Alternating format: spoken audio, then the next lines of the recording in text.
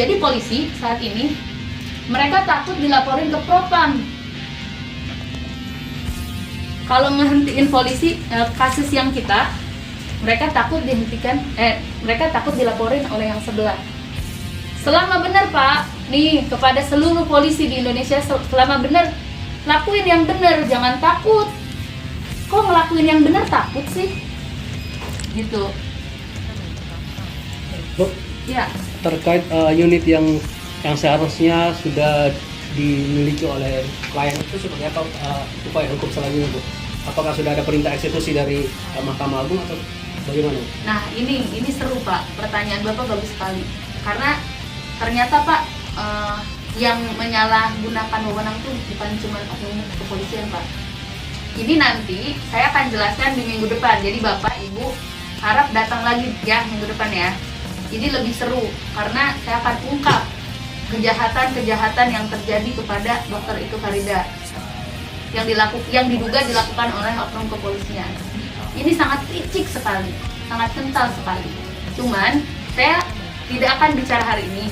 Cuman kalau Bapak bertanya terkait dengan bagaimana langkah hukum yang kita lakukan, itu adalah kita mengajukan eksekusi ke Pengadilan Negeri Jakarta Selatan. Bu, seperti apa sih kejahatan kepolisian yang dilakukan yang Ibu maksud seperti apa? Nanti Pak, minggu depan. Mohon maaf karena minggu ini saya khusus terkait ini kan kita harus ini ya, maksudnya tidak semua dan biar nanti lebih banyak lagi, jangan segini doang, 100 kalau ada. Ya, jadi sebenarnya beliau ingin juga membantu, artian ingin dilakukan gelar perkara. Cuman dari penyidik mengatakan bahwa belum ada keterangan dari Dr. Itu Farida. Seperti itu. Padahal kami sudah membuat surat, kita akhirnya bersurat hampir tiap hari untuk dilakukan pemeriksaan kepada Dr. Itu Farida secara online atau ke kediamannya. Tapi mereka belum ada sama sekali kerjasama dengan kita gitu. Jadi bukan dari pihak kita. Berarti ada bukti tanda terima bahwa kita sudah menyuratin. Sudah ada semuanya. Dan itu sudah dikonfirmasi kepada pihak penyidiknya. Mereka saat ini belum melakukan ya, karena penyidik ini sebenarnya ada pergantian. Tapi sudah, cuman mereka bilangnya itu penyidik terdahulu. Biasalah ya, ada pergantian terus. Bu, boleh tahu Ya. nama oknum di kepolisian sendiri maupun oknum dari tadi sempat menyinggung soal wali kota Jakarta Selatan, boleh disebut namanya? Ya, untuk nama-namanya itu yang bertemu dengan Dr. Itu Farida saat itu Pak Sanchez Sembayang. Di unit 5 Jatanras. Jadi waktu itu kita udah kasih tahu, tiba-tiba dijadiin tersangka. Kita udah kasih tahu nanti ketemu kita bisanya kapan gitu. Nah untuk wali kota sendiri ini rame. Di wali kota itu rame. Saat itu yang menjabat yang hadir. Saya tidak bisa sebutin satu-satu karena rame. Nah cuman mungkin nanti saya harus lihat dulu. Nah saya mungkin nanti minggu depan juga. Tapi pada intinya saya mau bilang bahwa kita dianggap bahwa yang pas di wali kota kita dianggap bahwa cuma personal isu gitu. Jadi tidak dianggap sebagai hal yang perlu ditindaklanjuti. Bu, kembali Bu kepada permohonan kepada itu dilakukan penundaan tanpa surat penundaan. Jadi kalau eksekusi itu ditunda, itu hanya ada 3 alasan. Itu ada di butir 32 atau 28 atau 32 terkait dengan pedoman tata cara eksekusi. Nah di situ hanya ada 3 alasan kalau para pihak, karena kan ini pihak ya, bukan pihak ketiga untuk perlawanan. Nah ini kan para pihak itu cuma 3 hal yang boleh kalau eksekusi, kalau perintah pengadilan ini sudah dipenuhi. Jadi bisa eksekusi lagi, kamu kan udah saya bayar, unitnya kan sudah saya kasih, contohnya itu ya. Kedua, syarat penyitaan tidak sesuai dengan peraturan perundang-undangan. Dan yang ketiga adalah langsung kalau harus bayar uang, penyitaan langsung terhadap benda tidak bergerak, harusnya ke benda bergerak dulu gitu. Nah, dan juga dilakukan terhadap benda bergerak yang menjadi mata pencaharian. Jadi selatan menunda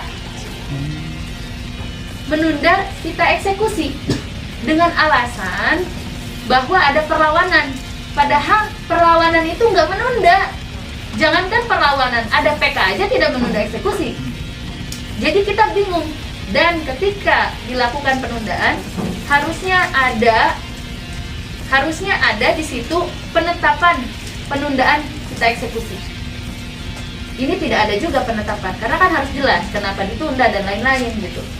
Dia hanya nulis setelah perlawanan tingkat pertama maka baru bisa dilanjutkan, dia bilang gitu.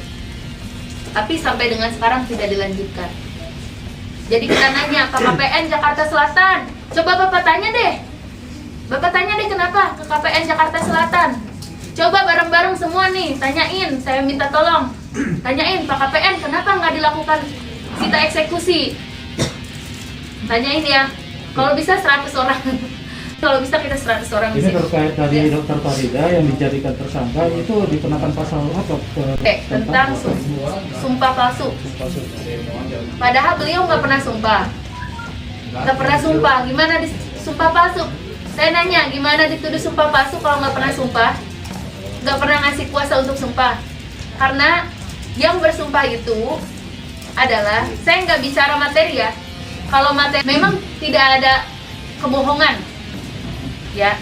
Tapi secara teknis, Dokter Farida tidak pernah bersumpah, tidak pernah mengkuasakan untuk bersumpah. Sedangkan pasal 242 KUHP itu sumpah. Tapi kan itu kan sumpah itu diadakan pada saat pengadilan, Kak, di pengadilan kan? Bukan pengadilan. Jadi sumpah novum itu dia itu mau ngasih tahu doang. Dia tuh sesuai pasal 69 huruf B Undang-Undang Nomor 14 Tahun 1985 bahwa orang yang intinya ya, orang yang menemukan novum itu harus ngasih tahu, saya tuh nemuin novum itu tanggal berapa, jam berapa. Udah itu doang. Betul. Itu kan memang sudah. Walaupun itu dana misalnya mau diganti atau ada Terkait ganti rugi yang sudah diberikan itu dengan harapan Tidak ada, belum. belum ada ganti rugi. belum ada. Tapi harapan dari itu sendiri. Ya, sebentar. Ya, Farida. Bilang kawan-kawan, mohon maaf saya belum bisa hadir secara offline di sana. Pendek cerita seperti ini, saya dituduh telah memalsukan perjanjian kawin milik saya sendiri. Saya dan suami bikin perjanjian kawin, terus kemudian kata Pak Afwon, itu perjanjian kawinnya itu palsu. Kan kita cukup jidat ya, kalau yang mau komplain adalah suami, nggak ada masalah, karena yang bikin kan saya dengan suami. Isi perjanjian kawin mengatakan semua harta yang dibeli atas nama saya jadi milik saya, yang dibeli atas nama suami jadi milik suami. Kebetulan harta kami tidak banyak, cuma ada tanah sedikit, jadi ya atas nama saya. Kata Pak Won itu palsu. Dilaporkan ke polisi, itu yang pertama. Yang kedua, saya dituduh sudah bersumpah di hadapan pengadilan. Mungkin teman-teman melihat Susi, asisten rumah tangganya Freddy Sambo, ditanya oleh majelis hakim, jawabannya ganti-ganti, dan majelis hakim marah. Kamu bisa saya perintahkan kepada JPU, jaksa, untuk memidanakan kamu loh, karena kamu memberikan keterangan palsu. Saya tidak pernah disumpah, apalagi di depan pengadilan. Saya tidak pernah memalsukan akta seperti yang mereka tuduhkan. Ya.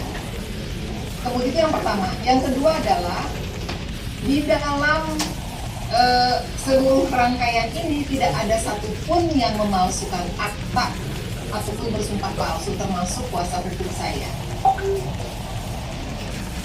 Saat itu siapa Bu kuasa hukumnya? Dan dia, siapa? Saat itu kuasa hukumnya siapa Bu? nanti dikasih tahu. Nurindah Monika namanya. Nurina MM. Dan dia hanya bersumpah bahwa dia sudah menemukan hukum.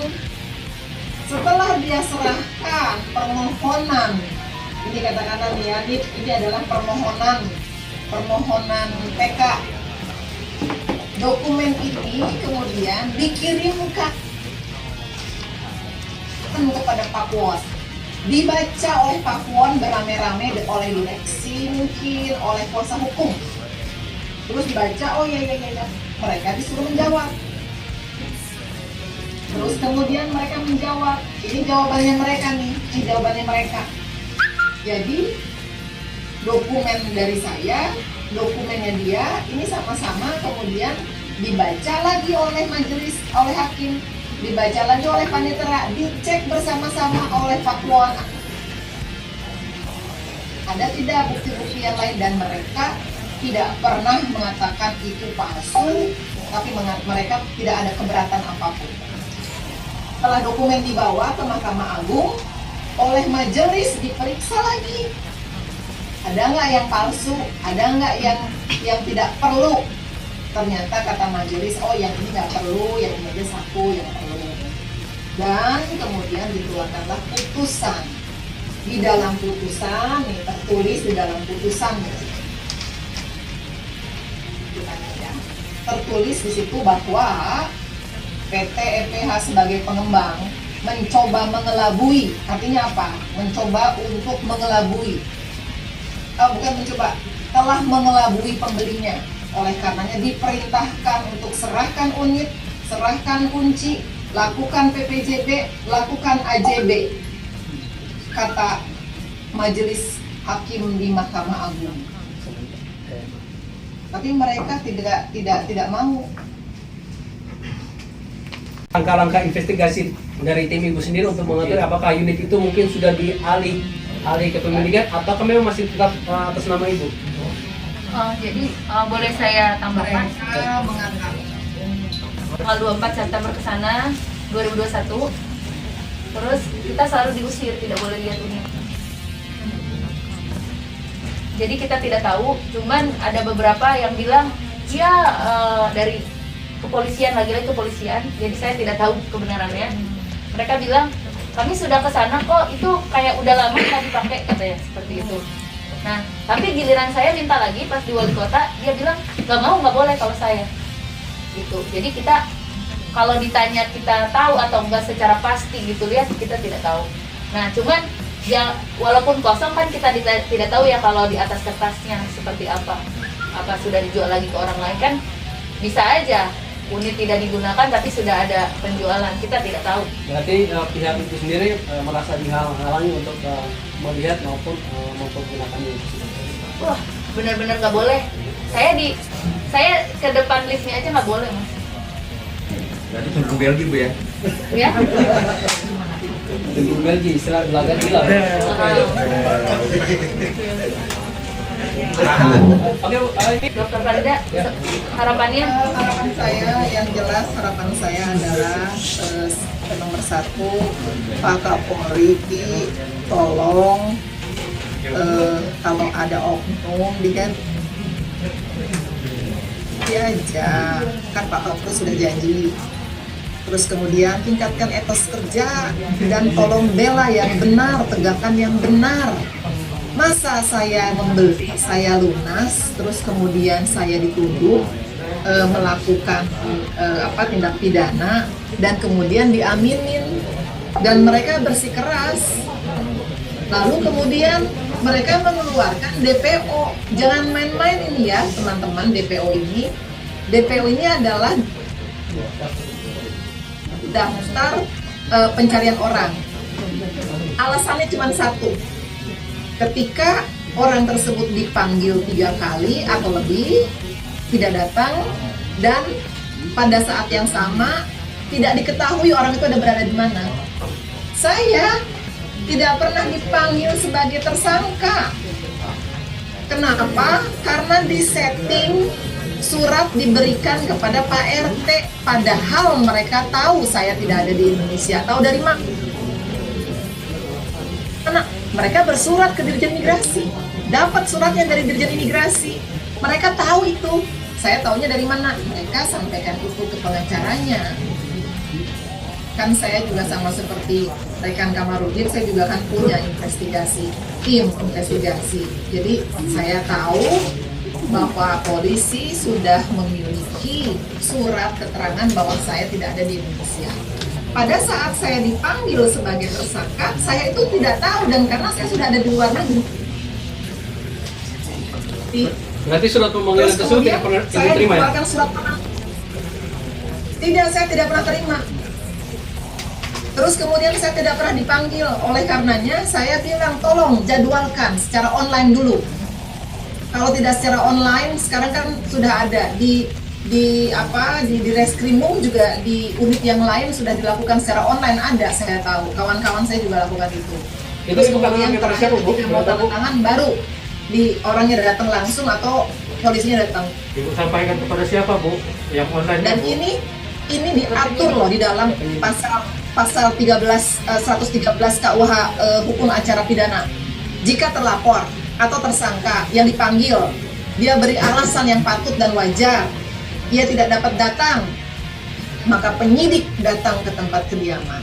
Tapi mereka nggak mau. Kenapa? Karena mungkin ya, ini dugaan ya, mungkin diminta oleh Pak Kuwon, jangan datang, kan kita maunya Dr. Farida itu kita tahan. Kriminalisasi gitu Bu maksudnya Bu? Soalnya kita banyak banget nih kesalahan. Satu, kenapa? Apakah Ibu bermaksud mengatakan bahwa Ibu sedang dikriminalisasi atau apa? Dikriminalisasi sudah pasti. Terus kemudian saya diancam akan ditangkap. Saya tidak ada masalah, saya tidak takut. Kebetulan saya pada saat ini masih menjalani serangkaian pemeriksaan kesehatan, dan juga masih ada beberapa pekerjaan yang saya belum bisa kembali ke tanah air. Dan tim kami, Ibu Putri dan timnya sudah bersurat juga kepada kepolisian meminta jadwal online atau meminta Anda datang deh ke sana ke kediaman Ibu Farida. Mereka nggak mau. Kenapa? Jadi begini, cuman satu-satunya cara agar Pak Kuwon ini bisa menang adalah memenjarakan Ike Farida, terus kemudian dia bisa, yuk tukeran yuk, saya ganti deh dengan 3M. Mau Bu Farida ditawarin nggak? Iya, saya ditawarin. Jadi Ibu ditawarkan Kemudian pengembalian hanya dibantah oleh pengembalian. Mahkamah Agung RI. Pengembalian. Saya Apa? ditawarin mau dikembaliin uang, tapi kata Mahkamah Agung tidak boleh, harus yang dikasih itu adalah unit. Itu kata putusan Mahkamah Agung, itu final dan mengikat. Kata putusan Mahkamah Konstitusi final dan mengikat. Saya bisa bikin perjanjian kawin, sudah saya bikin, mereka nggak mau juga ngasih. Sudah ada menang di PK, saya itu final dan mengikat, masih juga nggak mau ngasih. Seperti itu. Dan kemudian semua itu difasilitasi oleh Polda Metro. Jadi jangan bilang deh Pak Jokowi terus kemudian memanggil para Kapolres di seluruh tanah air, memanggil Kapolda di seluruh tanah air, kemudian masyarakat berpikir oh pasti ada step-step perbaikan ya. Iya, faktanya seperti ini. Alvin Lim ditangkap, dia itu pahlawan, cuma dia dibenci. Kenapa? Karena dia membongkar kebusukan. Ternyata mafia tanah, tidak lengkap perizinannya, takut ketahuan, makanya yuk kita linter deh nih orang. Ada oknum kepolisian yang melanggar kode etik, dia memihak, tidak profesional, diskriminasi terhadap perempuan, ada pelanggaran HAM, penyalahgunaan kewenangan gitu. Jadi semua pasal dipaksakan. Harapan saya Pak Kapolri, kalau memang ternyata Kapolda itu tidak benar dan banyak sekali masalah, silakan nanti Pak, masyarakat tidak perlu Kapolda yang tidak benar.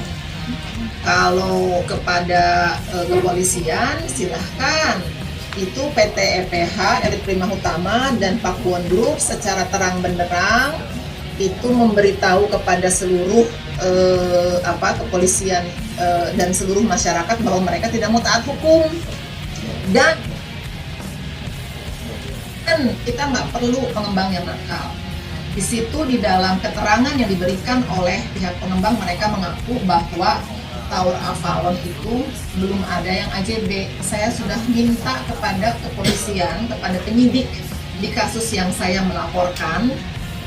Saya bilang, Pak, tolong tanya, Bapak tanya apakah mereka izinnya sudah lengkap.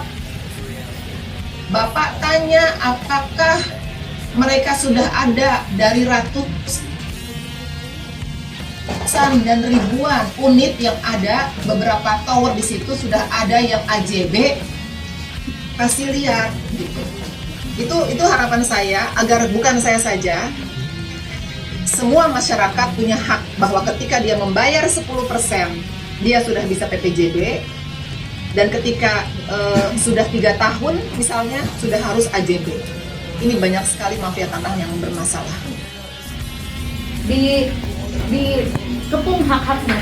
Jadi percuma orang kalau diginiin ya, mohon maaf, saya melihatnya tidak ingin lagi berperkara di pengadilan. Di satu sisi bagus, tapi di sisi lain tidak akan ada keadilan. Bagus dong, nggak mau berperkara, damai, ya kan? Damai itu indah. Tapi masih mending kalau hak-hak orang-orang ini bisa dapat dengan berdamai. Tapi kan kenyataannya sekarang kita sudah menang aja, kita nggak bisa, unit kita nggak bisa gitu, karena kelakuannya mereka yang tidak sesuai dengan undang-undang.